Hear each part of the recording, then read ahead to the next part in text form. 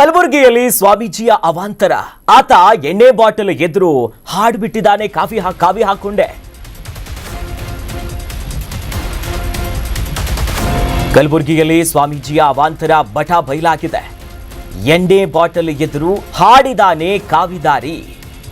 ಯಾರಿವಳು ಅನ್ನುವಂತ ಹಾಡಿಗೆ ಧ್ವನಿಯಾಗಿದ್ದಾರೆ. ಸ್ವಾಮೀಜಿಯ ಎಣ್ಣೆ ನಡೆಗೆ ಭಕ್ತರು ಆಕ್ರೋಶವನ್ನ ಹೊರಗಾಗ್ತಿದ್ದಾರೆ. ಮಾಷಾಳ ಗ್ರಾಮದ ಮರುಳಾರಾಧ್ಯ ಸನ್ನಿಧಿಯಲ್ಲಿ ಹಿಂಗಾಗ್ತಿರುವುದು. ಸಿದ್ಧಲಿಂಗೇಶ್ವರ ವಿರಕ್ತ ಮಠದ ಸ್ವಾಮೀಜಿ ಅವರು ಈ ರೀತಿಯಾದಂತಹ ತನ್ನದೇ ಆದಂತಹ ಆಟಗಳಿದು. ಒಂದು ಕಡೆ ಕಾವಿ ಮುಂದೆ ಎಣ್ಣೆ, ಯಾರಿವಳು ಅನ್ನೋ ಹಾಡು ದೃಶ್ಯದಲ್ಲಿ ಗಮನಿಸಬಹುದು ನಾವು. ಎಂತೆಂಥವ್ರು ಇರ್ಬೋದು ನೋಡಿ, ಬ್ರ್ಯಾಂಡ್ ಎಲ್ಲ ಇದೆ, ಯಾವುದು ಬೇಕು ಎಲ್ಲವೂ ಇದೆ. ತೀರ್ಥ ಕೊಡಬೇಕಾದಂಥ ಸ್ವಾಮೀಜಿ ತೀರ್ಥ ಸೇವನೆಯೇ ಬೇರೆ ಇತ್ತು. ಬಿಯರ್ ಬಾಟಲು, ಬೇರೆ ಎಣ್ಣೆ. ಇದು ಸ್ವಾಮೀಜಿಯ ಅಸಲಿ ಮುಖನ ಅಂತ ಭಕ್ತಾಭಿಮಾನಿಗಳು ಕೇಳ್ತಿದ್ದಾರೆ.